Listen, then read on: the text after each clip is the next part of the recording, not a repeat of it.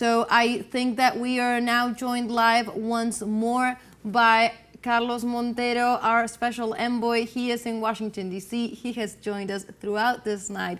Hello, Carlos. Thank you once again. And please tell us, what information do you have? We are looking at this moment almost half an hour before midnight.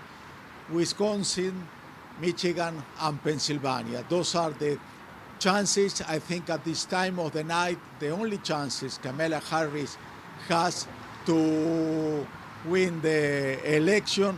But let's see what's happened. It's going to be a short margin for the numbers we are getting right now, but she depends on those three states to change the situation. We don't know what's going to happen. I think we are not going to know the results tonight. On the side of Donald Trump, they are pretty excited. Elon Musk, who is with him precisely in Mar-a-Lago, in Florida, he wrote in his X account, he said, almost match point, game match, I mean, like it's over. That's the information he's getting. That's the information he's giving to Donald Trump.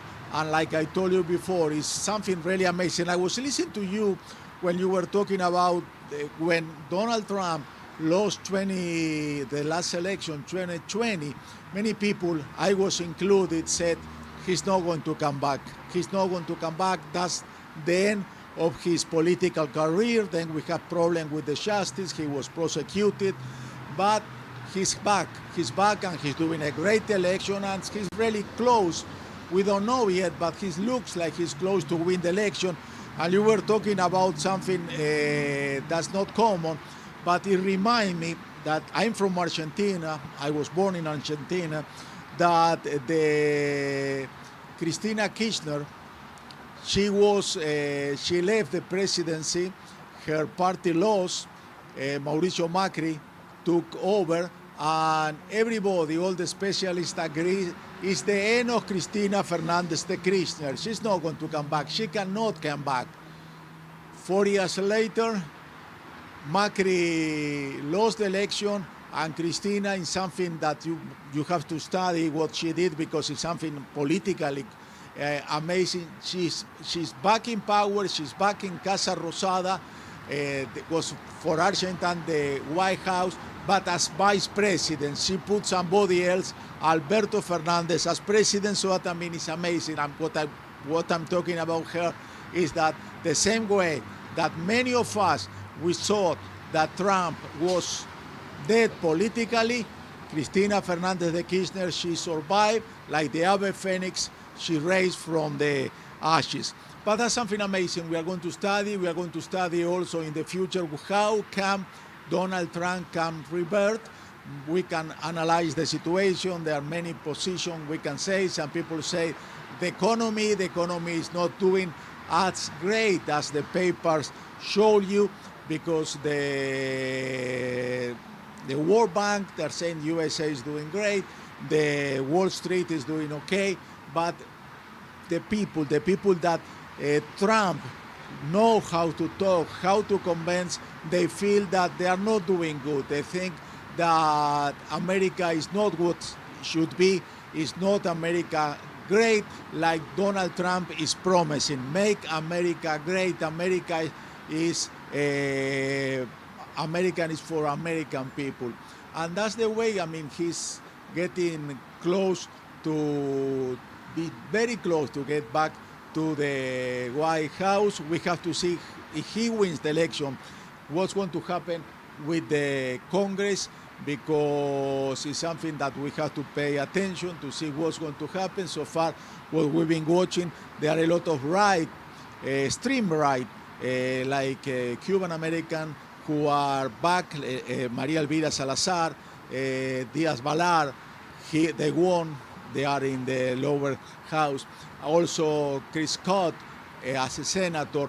Those are people who has a vision very close of what's going on in Latin America. And those people, they make decisions. They have a lot of power regarding what's the relationship between USA and Venezuela, USA and Cuba, USA and the rest of Latin America. The one who is happy, I was talking about Argentina before, is Javier Milei. Javier Milei is very close to Donald Trump, so if Donald Trump wins this election, he has a good ally, a good friend in the south of the continent, because like, remember last week, when they voted in the United Nations to condemn the embargo against Cuba, only 2 countries support, so they didn't want to stop it, USA and Israel. Argentina voted in favor to stop it, and what Milei did, he fired the foreign minister because he said, that's not what I want. I want to be close to the USA, and I want to be close to Israel. So that, I mean, he's going to have a good friend. They met each other only once, and he make a big deal out of that. So let's see what's happened, how it's going to be USA in foreign relation with the Trump presidency. But maybe I'm talking ahead because we don't know what's going to happen. Let's pay attention to those 3 states. They call it the blue wall because they are in the north, close to Canada. And if Kamala Harris, she gets those 3 states, maybe we are going to change our conversation, and maybe Trump is going to be out of the picture and Kamala Harris is going to stay in the White House, but not as a vice president, but as a president. Okay, we are going to be paying attention. We are almost at the end of the day. And like I said before, I don't think we are going to know the results tonight. Maybe after midnight, but no tonight. Yes, Carlos, Gladys over here, and you were saying that maybe we will talk indifferently if some of the swing states lean to Kamala Harris and the Democrat Party. But I want to talk to you about something else, because in the days prior to the election, the Secret Service and, intelligence in the United States have been saying that they have been checking and receiving some threats regarding political violence, the prospect of political violence in the nation. And we know they had a big surprise back in January 6th of 2021 with the other certification and the other process of the election in the aftermath of the results. So how do you perceive the security, the safety situation, and what do you know, what intel do you have regarding this topic? The situation, I mean, there is a perception, there is a feeling here in the capital, talking to different people, that anything could happen after what's happened 4 years ago. People are really scared. I was walking from the hotel to here where we have the studio, and some of the stores, they cover all the windows with blocks of wood, just in case there is any kind of problems, any kind of violence. The security is really extreme. I can see a lot of police on the street of the capital. But, I mean, when they asked Trump what's the possibility about the violence, he said, don't even ask that, because it's not going to happen. And the candidate for the vice president of Donald Trump, he said something this morning, and I agree with him, that he said, Vince, when he was voting in Ohio, whoever wins this election, half of the country is going to be upset.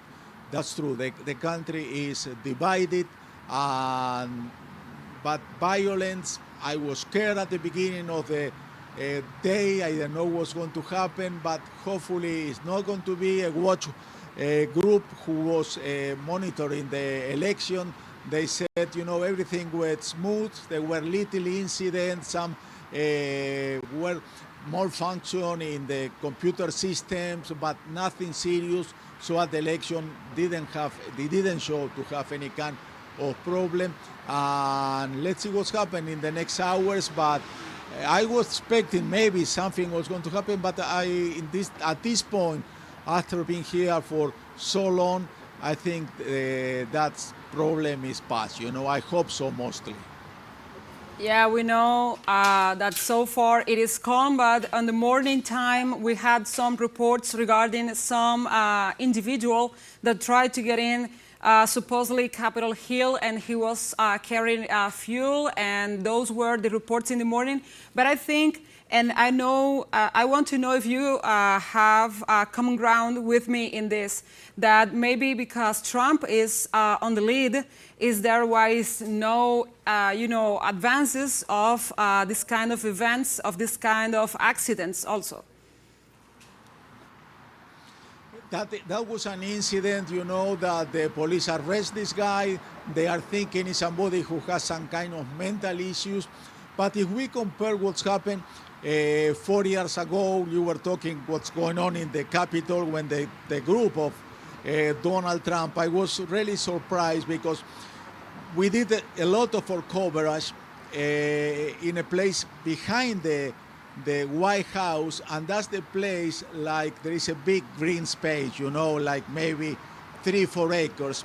And that's where the place 4 years ago, when they are going to validate the result, Mike Pence, that's when Trump was talking to his followers and was telling them, don't let us steal the election from us. Let make Mike Pence the vice president, his vice president, to do the right thing and not accept the result.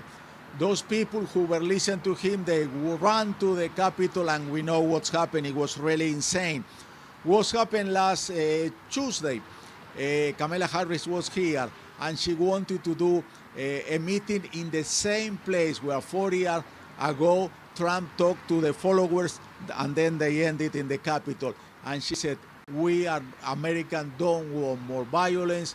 We are going to try to respect each other. If I'm the president, I'm going to be the president, not of the right, not of the left, not of the blue, not of the red. I'm going to be the president of all Americans. So what I mean, time changed. I think the USA learned. It was really embarrassing what's happened 4 years ago in the Capitol. It was one of the darkest moments in the history of this country, and hopefully we are not going to see something like this again. Yes, Carlos, so it is always good to have you. We're giving us all the details, the updates regarding the situation there, and we will wait for you in upcoming contacts to provide us with more intel and more information. Thank you very much. Bye-bye.